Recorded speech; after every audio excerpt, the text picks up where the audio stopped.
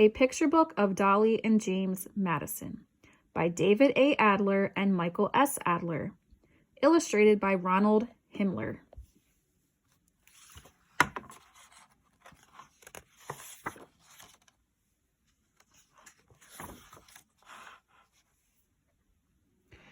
Washington, D.C. was burning, set afire by enemy British troops. President James Madison was with American soldiers in nearby Maryland. His wife, Dolley, was in the executive mansion, now called the White House. "Will you believe it?" she wrote to her sister. "I am still here within sound of cannon. Mr. Madison comes not. May God protect him."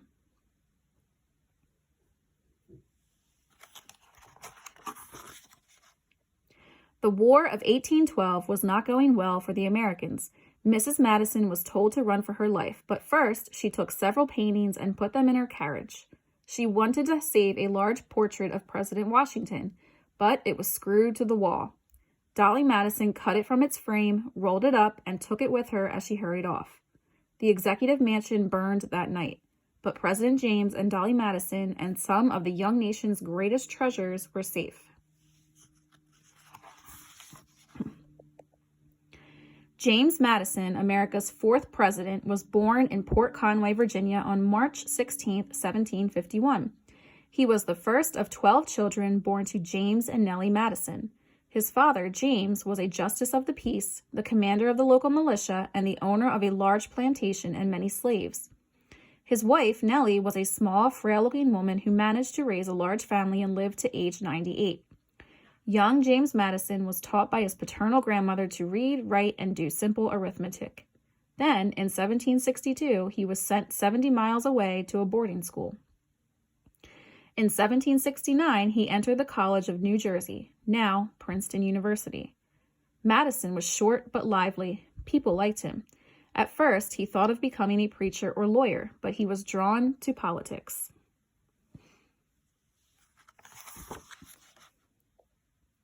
It was a time of interesting politics. At the start of the 1770s, most of the people in the 13 American colonies were loyal to the King of England, but taxes and the many British soldiers in the colonies led to unrest and the Revolution. By the end of the decade, a new nation, the United States of America, had been formed.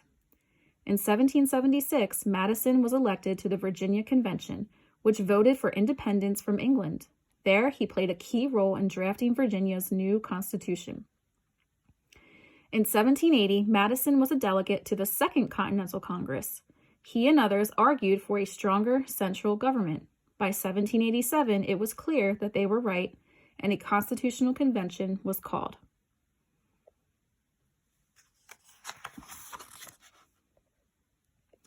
Madison drafted the Virginia Plan. It called for 3 branches of government, with the legislative branch divided in 2.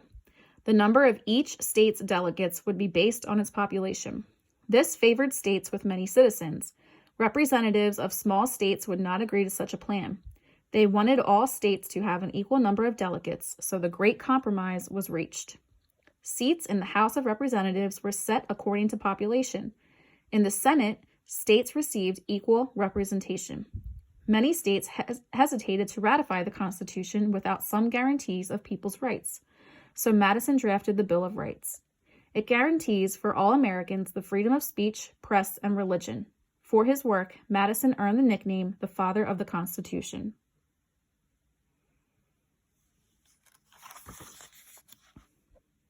Madison was elected to the First Congress, where he served as a member of the House of Representatives until 1797. It was during this time that he began to court Dorothea Dolley Payne Todd. Dolley was born May 20th, 1768, on a farm in New Garden, North Carolina. She was the third of 9 children born to John Payne Jr. and Mary Coles Payne. Future President James Monroe later described her as a tomboy. She often had foot races with Monroe and sometimes won. In 1783, the Paynes sold their tobacco plantation, freed their slaves, and moved to Philadelphia. There, Dolley went to a Quaker school.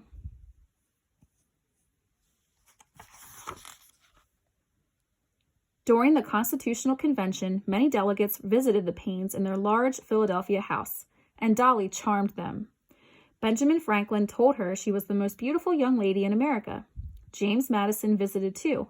but didn't seem taken with the pretty but much younger Dolley Payne. And she did not take any real notice of the short, balding James Madison.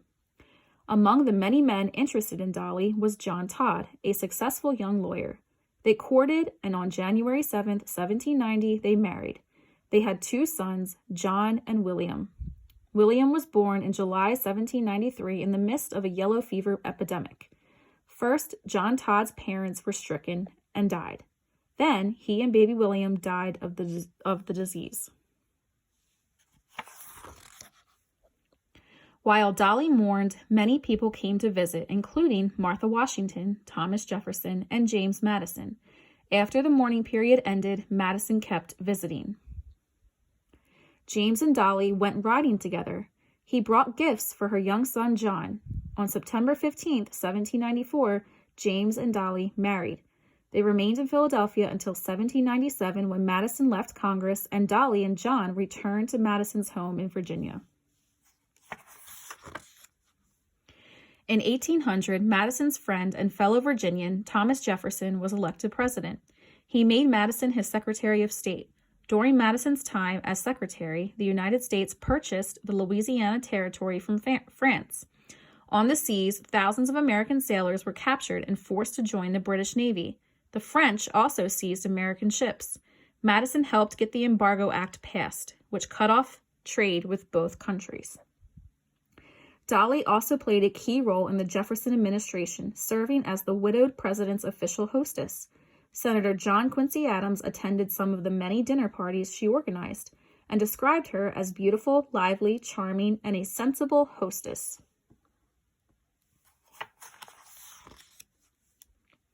After 2 terms as president, Jefferson supported Madison to succeed him. Madison made no campaign speeches. Still, he easily won over Charles Pinckney of South Carolina. He was president for 2 terms, from 1809 until 1817. It was a difficult time to be president. The French and British were at war. Warships from both nations, but especially Great Britain, were seizing American ships. The Embargo Act aimed at ending the problem hurt American trade more than it hurt the French and British. On June 18, 1812, Madison and his Secretary of State, James Monroe, with the approval of Congress, declared war on Great Britain.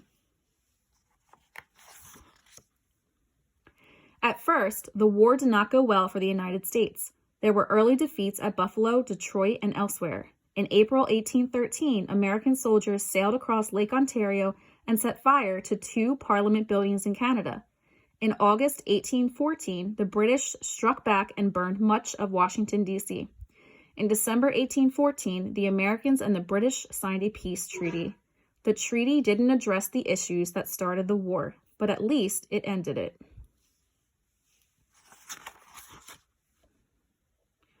Throughout Madison's 2 terms as president, Dolley held Wednesday drawing rooms afternoon parties at which she served cakes, cookies, ice cream, and fruit to her guests. Also, with money from Congress, she redecorated the executive mansion. At the end of his 2nd term, Madison helped his close friend James Monroe secure the presidency. Then, he and Dolley retired to Virginia. Madison helped found the University of Virginia and organized his many papers, including those from the Constitutional Convention.